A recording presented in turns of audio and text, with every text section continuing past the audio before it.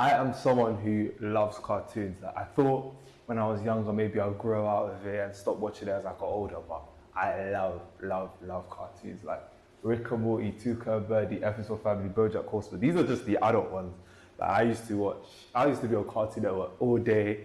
Once Cartoon Network got boring, switched to Nickelodeon. I love cartoons. I love anything in that genre. I love.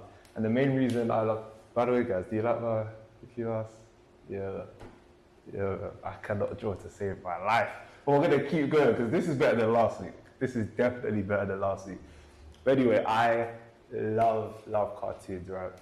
Because it's a medium where the most random and crazy things can happen.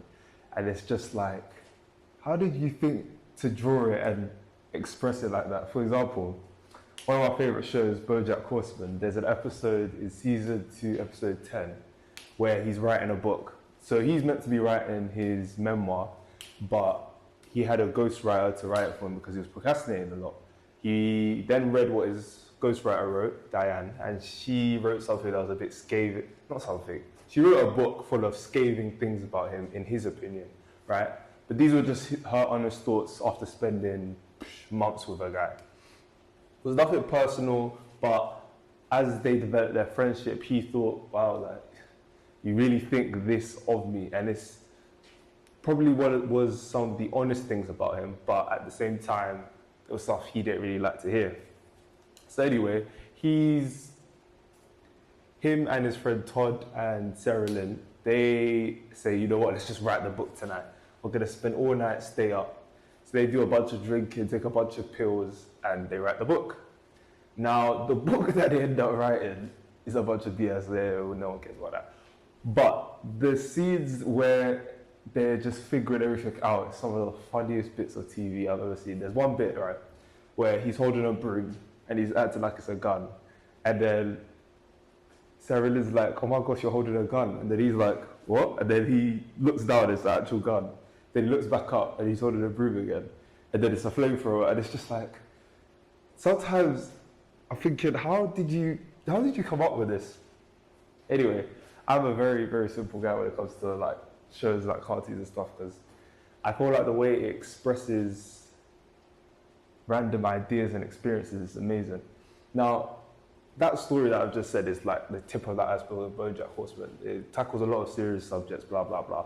But it definitely, when I say definitely, it tackles like the imagination and how when you're going through depression or anxiety, how intense certain feelings are, and how when you're hallucinating, the things you see or whatnot. Anyone who's watched the show would know, like episodes like The View from Halfway Down and all that stuff, it just gets crazy, right? But anyway, in a cartoon, there's just so many different ways and imaginative ways you could just portray like boring everyday things in like a creative way. And that's why people say it's for kids, because you know, kids' imagination at the time is so crazy, but then as you get older, you're more in touch with reality. You've experienced a couple of things, you've seen the real world, you know how people are, you're less naive. So yeah, but I love cartoons. I just wanted to ramble about that a bit. But has everyone seen Invincible season 3 yet? If you haven't watched Invincible, I don't know what you're sleeping on, but Invincible is one of the best shows out right now. That's another cartoon, right? That's animated superheroes and stuff. Yeah, let me know, guys, what's your thoughts on Invincible season 3? Because I love it. I love it. As someone who's read the comics, right, from start to finish, I'm just like, when Big T, you see, I'm not going to spoil it, but when Big T enters, yeah, you guys ain't ready. You guys ain't ready. But yeah, that's why I put that in bold, because I was like, you guys need to watch this. But I bet you're thinking like, oh, what does this all have to do with Pharrel, and how does this relate to him? You're just going to have to... You see that intro? It's hard, isn't it? Idiot. You're just going to... Today we're going to be speaking about Piece by Piece. Now, I brought this from my house. I've had it at home. When did Superstars come out? Was it like, I don't know, 2013, 2014? So I bought a pair of Superstars, red ones. No one knows where they are today, but I bought a pair of red Superstars, and this came in the box, right? I bought it because obviously Pharrell was that guy where it's like he's a bit weird, but the way he dresses, he's still fly, he's still respected. I was like, I relate to that a bit. So I bought a pair of Superstars, and this came in a box, and I've kept it in my room for the past 12, 13 years. And it says, I'm not in it for the approval, I'm not in it for the fame, the fans, the followers. I'm not in it for the attention, the likes, the views. I'm not in it for the applause. I'm not in it for anyone else. I am a superstar. And I've kept this in my room, and I've looked at it every morning. And I just love it. I love it to bits because, yeah, man, positivity. A great morning affirmation to just read and feel like I'm that guy, man. I'm a superstar. I haven't done anything superstar stuff. Ooh. I haven't done anything superstar related yet, but you know, you've got to fake it till you make it. That's it. Brain fuck. Anyway, yeah, so I've always been a fan of Pharrell's vision, let's say, that is music, because obviously, and then, okay, let me slow down. Yeah, I rate Pharrell. I rate Pharrell a lot because I'm a fan of his vision. I'm a fan of, you know, what he's created in the art space in terms of if he wants to work Louis Vuitton, Adidas, he would just do it. It will be, people will love it because he's creative. Obviously, Billionaires Boy Club, the community rocks a bit heavy. He's just a really creative guy, right? So when I heard he's making a movie, I was like, oh crap, like, oh, that's interesting. Let me hear the backstory, because I love context and figuring out like the missing things, like what makes this person, how did they become who they became today? So when I watched Piece by Piece, like the little Lego figure, when I watched Piece by Piece, I was like, okay, this is interesting because it's a Lego movie, right? And you would think, oh yeah, adult, you watch a Lego movie, but you gotta remember, I'm into that type of stuff anyway. So who remembers on Cartoon Network, Lego, Ninjago, Ninja Force, all that stuff? Who remembers that? Write down in the comments if you remember that show, because I watched like the first couple seasons where they started switching colours like Power Rangers. But anyway, yeah, so Pharrell made a movie about Lego, and I was like, oh snap, like this is really creative, really cool. So I'm like, okay, let me check it out. And yeah, that's one of the best movies I've ever seen in terms of, okay, let's start from the beginning, right? So you go to Virginia Beach, where he's from, and you learn about his inspirations and how he grew up, right? And there was a lot of similarities between him and myself in terms of sometimes at school, you know, I'm someone who applied myself at school, but at the same time, sometimes when you're bored, your mind just starts to drift, you start drawing stuff. I remember I had one exam, I grabbed 2 pens and I was just playing with them, and I acted like they were action figures. That's when I say, when I enter my own little world, I was grown at the time, I was like 13, 14. I was just, well, grown in terms of, like, you know, 13, 14 years, they start playing with toys, but you get what I mean. Anyway, so you follow Pharrell's story as he goes through school, and, you know, as a young child, he's not really sure what he wants to do. It's a bit weird. There's one scene where he has like a fishbowl with his head and that kids are laughing at him and stuff. So he's a bit like quirky, a bit weird, but I think that's one thing I like about the star of the film as well, is that if he tried to be what's considered cool and pursued that path, then we would have gotten Pharrell Williams. He had to keep being the quote-unquote weird, different guy in order to get the guy we have today. So he's the little weird guy, whatever. And then he finds music, right? And he doesn't just find it. His grandma sees him playing with a bunch of pillows and banging on them, and then she gives him a drum. Now he starts playing this drum, and then his grandma's like, I think he actually likes this music stuff. So she encourages him to go forward into doing music at school. Now, when it comes to anything creative someone might have, whether it be creative passion, creative dream, whatever, that encouragement from young to keep going and keep dreaming is I'd say it's very important. I'd say, for example, when I started my podcast, my parents didn't really discourage me from doing it, even though I was like 21 at the time, so I wasn't like, no, I was 20. No, I was 20. I was 20. Crazy, I'm getting old. Anyway, yeah, so my parents didn't necessarily discourage me, and yeah, I just kept going, and now we're nearly at 200 episodes. But that early approval slash guidance from your parents is really, really important, I would say, for anyone creative, because you even hear Jay-Z say it on December 4th, where his mum bought him a little drum set as well, and then he just started playing it and annoying his siblings.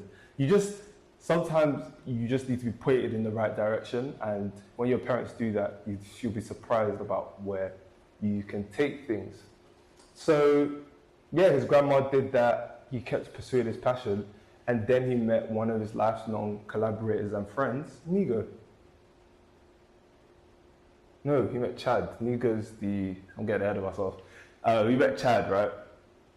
And Chad is another member of the Neptunes, and they ended up forming one of the greatest producing groups ever. I mean, in the film, they show like a montage of all the hits they produced, and I was just like, that's like, if you were to do top 20 songs of the 2000s, they've got like 10 songs in there.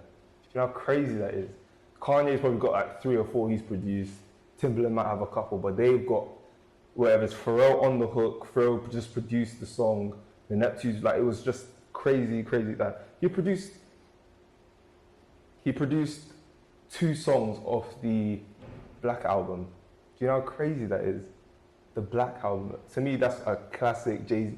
I'd argue, it's top 3. I was going to say top 1, but it's top 3 Jay-Z albums in my opinion. That album is crazy.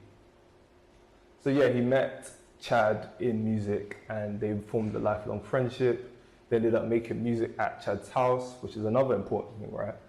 You need creatives. I feel like creatives, and just kids in general, just need like a safe place to just express themselves. They just made a bunch of noise, hung out there, all that stuff, right? And I feel like that was really important, having that space where they could just be with each other and just have fun. So then you get to when they leave school now, and they're thinking, okay, we want a career in music. Now, they said something really interesting. It's like this stage is like 2 seconds, but it's just a line, right? He said, yeah, we're making music for about 5 years, nothing really came out of it. Now, 5 years is a very long time. I've been podcasting, for example, for the past 4 years, right? So, and I've seen some good success. I've got brand deals, we're monetized now. I've seen a lot of success. But imagine doing something for 5 years and you're not getting paid crazy amounts for it. It's insane. It's insane. Then you get the Teddy Riley of it all. Teddy Riley moves into town after producing songs for Michael Jackson, and there were some other names, but I can't remember off the top of my head right now. But Teddy Riley moves into town, and imagine a superstar and like your ticket out of where you're from, moving into the place where you're from. It's like, I've got to be around this guy, right? So they had a talent show. Pharrell impressed because he wasn't trying to be like the Whitney Houston, the Michael Jacksons of his time. He was trying to do his own thing. It's like black rock music, but he's rapping as well. And it was just him and his band. And you could tell he just loved what he was doing, right? So Teddy Riley made him sign a contract. They started working together, right? And this is another important thing that you see in the stories where Pharrell needed a second home, right? So obviously he had Chad's house where he was creating music, but he needed discipline in terms of, people forget the music industry, people say it's fake, it's this, it's that, but it's a business and it's a place of work at the end of the day, right? So you need a level of professionalism. And in that studio, he learned discipline, he learned how to make sure to, be an asset to the people around him. Obviously he can't produce at the level Teddy Riley is, he doesn't have the notoriety, he's not as respected as him, but you can bring coffee in, you can help around, be a runner if he has to, and then once the time is ready, and you see in the film, he was able to get the call up. Teddy was like, I need a rap. He wrote him a rap. The song ended up going crazy, and then he got paid. Now that's the start of this journey. That brought that little hunger in him. But if he wasn't humble enough to, have some humility, be like, okay, this is my time now, but my time's coming, then he would have never gotten that. So I really find that very interesting as well in terms of yeah, you need a structure already to learn from, and then you can become whoever you wanna, because you can't just start off as the guy. Some people are blessed to start off as the guy, but sometimes you need to learn from people who've already figured things out, whether it be older, people your age, whatever, and then take that leap forward. So cool. He goes to Teddy Riley, learns from him, whatnot. And then he's just like, I want more, I want to do more, right? So what does he do? He said he's going to go all in and message people in New York. Now, New York at the time, it's where all the labels are. You've got the Def Jams, the Warners, all these guys, right? All these buildings, you've got like people like Jay-Z and Rockefeller, N.E.R.D Inc., all these guys, they're all in this one building, right? So he's just calling, trying to just get in. And then he calls his then manager to, you know, help. The manager at the time was a receptionist, so he's calling his manager. They end up building a rapport. Now, this is another important thing as well in the industry. It's like, you never know where someone will end up, and you also never know that you showing someone, you being a genuine human being might just end up opening doors for you that you never thought could have existed, right? I'm not saying that, you know, you have to be nice to people that you don't like, but I'll say it's a really good practice to just be like, have a pleasant experience, because you'll be surprised, right? As you keep growing, people will just be like, oh, I remember he was cool. And then all of a sudden, now you're in a room that you never dreamed of being in, because that person had the opportunity to just, you know, fit someone in. Because it's not what you know, it's who you know, really. So yeah, he does that. He keeps calling. Then eventually, he's at a crossroads, right? Because he's an artist. He wants to sing, rap, do whatever, be all this creative stuff. But at the time, that type of person didn't exist yet. So how is he, if no one's going to take a punt on you, you can't necessarily afford to be the person you want to be yet, how are you going to make your money? How are you going to become, you know, Pharrell Williams? So what does he do? He becomes a producer.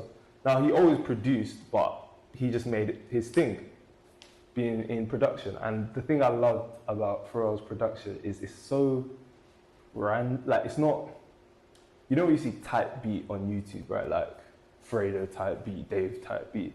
And it's very similar to the style that artist uses. Sometimes they may switch it up, but it's very similar. It feels like every time you're listening to a Pharrell beat, it's the most unorthodox, wacky, but at the same time, great beat where it just forces an artist to do something different. And I feel like that's what made it really good in terms of making singles, because it's like, what? Like, you can't just come into this track like you would every other track. The ad-libs need to be different, the rapping style needs to be different. Like, it really pushed artists, right? And I like the way also in the film, because again, this is a cartoon, as we said before. So it's not just a straightforward, oh, this is what I did in the studio. They had this great demonstration with the Lego bricks, where when he was hearing different sound, it was almost like he was putting stuff together and creating a life, right? And he felt like every beat had life, had like colors to it, and every time he listened to it, he was being transported. And I wrote down this, like, this will be the definition, the word of the week. We're going to call this synesthesia, is when your brain routes sensory information through multiple unrelated senses, causing you to experience more than one sense simultaneously, right? So he said he would hear beats and see colors. And I've always thought about that concept, because obviously I'm someone who would listen to a song, and if there's a visualizer, I'll see it. I remember on the Sony, I don't know what Sony it was, this is like 15 years ago. On the Sonys, they used to have this thing where you can listen to music and then there'll be this, like, you know the PlayStation, I'm gonna put like a video explaining this, but you know like the PlayStation loading screen on PS2 where it's like they'll do that but for music, right? I remember listening to A$AP Rocky's Purple Swag, and it was purple, like the visualizer was purple, but it almost like sent me into a different world, different experience. I was like, yeah, this is crazy. This is insane. And I feel like, and I don't even feel like, this is what he said in the film. This is pretty much where he was being transported to when making content. Why am I saying content? When making music and beats. So he keeps working hard. He keeps working hard at making beats, and eventually he gets to a point where he's a part of one of the hottest production. He's a part of one of the hottest producing groups ever, and he's just built all these relationships with the biggest artists: Jay-Z, Nelly, Snoop Dogg, Usher. He's built all these relationships. Everyone loves him. It's like everything he touches turns to gold. Busta Rhymes, like everything he touches turns to gold, right? So then he's like, you know what? It's time. Like, I wanna make a song. So what does he do? He releases Frontin', and Frontin', out the gate, mega success. And you listen to that song and you're just like, this is smooth, this is different. And I remember Snoop saying something in the film where he was like, every time Pharrell's allowing me to be a different side. Obviously Snoop's murder was the K Snoop, he's Snoop Doggy Dogg, he's a Crip, he's all these things that are hyper masculine, like it's not really showing his like maybe softer side. And Pharrell just allowed him to have fun and enjoy himself. And that's really important in terms of when he's around Pharrell, he's allowed to open up his discography. And now you can say Snoop can do the gangster stuff, but you can also do the lady man stuff. But if it wasn't for Pharrell, you'd never be able to get that. So he does all of this. And then he releases, I'm gonna skip forward ahead a bit. He releases one of my favorite albums ever, In My Mind. That's the cover of the first thing I ever posted, right? And In My Mind is random, it's Pharrell, but it's everything Pharrell's good at. It's got some of the best features. Every beat is like taking you on a different journey. My favorite song on there, and one of my favorite beats ever. Let me know, guys, what is your favorite beat ever? Anyway, so I'm listening to that. I'm like, okay, this guy's crazy. He's creative. He's doing all this stuff. And I'm someone who's a big Kanye fan. We're gonna get into him. We're gonna speak about that guy one day, because he's letting the side down. But anyway, I'm big into this album, right? And then obviously there's this period where obviously he's released the Neptune album, the N.E.R.D album. He's just on fire. And then there's a point where he's almost being required to have the fire he had over that period. And he can't do it anymore. He just can't hear a hit anymore. And I think that's the thing in the music business, which is crazy. You're only as good as your last hit. So if every song you're releasing is now a dud, I think there's a scene where Pusha T speaks about a song with Pharrell Wilson, and he's like, yeah, that stunk up, that gaff. And it's like, what can you do? What can you do? So Pharrell he gets creative, obviously he gets into clothes, and now he's on a whole different path. He's taken a different path, whatever. He keeps going, and then he has a child. There's also the love, he meets his wife, and it's all that story. But he has a child, and he's just looking at his child, and he makes happy. He gets the idea to make happy. Obviously, there's the Daft Punk song as well, which was just before that really brought him back. But he sees his child makes happy. That song was billions of views, billions of streams, went crazy. And that's the thing, right? When you're being required to be creative, you're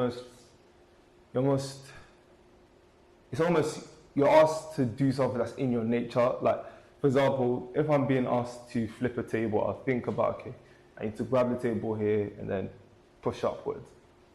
But if I'm being asked to create something, to be inspired by something, sometimes you don't even know how to do that. It's not like a science, it's something that's very artistic, it just comes to you naturally. It's just an idea that you had at a moment, you tried the thing, and then it worked. It wasn't something that maybe for a lot of people, they can just keep doing. So he gets to a point where he's just producing here and there. And I like this quote, it was, be unapologetically yourself, don't let money or things that didn't matter when you started determine how you create, right? He said that at some point in the film. And that meant so much to me because sometimes we get lost in the, obviously we all have responsibilities, we all have things we need to take care of, to sort out, to live, to grow, all of these things, right? But when you're at a certain point now where you're milking what you love, sometimes you lose love for that thing, and all of a sudden now, what happens? You can't even, you don't even want to do it anymore. You don't want to do something that someone's going to pay you to do for free. So I think it's important to remember, go back to your roots, go back to the people you're creating with, because at the time as well, when he was feeling uninspired, he had separated from Chad. He was around people who maybe weren't the best for him creatively. Might have been his friends, but weren't the best for him creatively.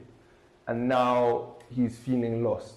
So it's like, what did he need to do? He needed to get back to the essence and the root of what he was doing this all for.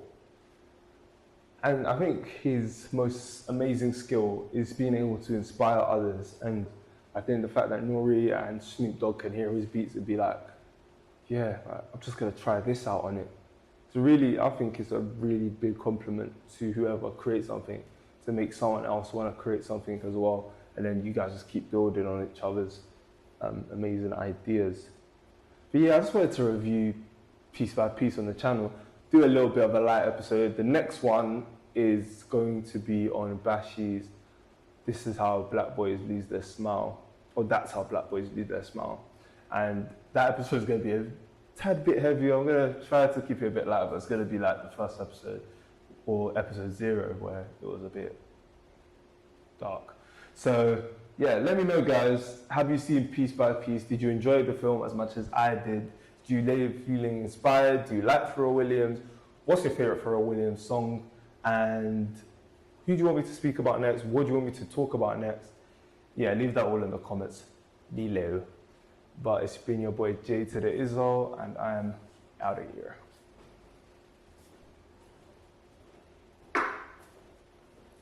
Your words, they don't get through.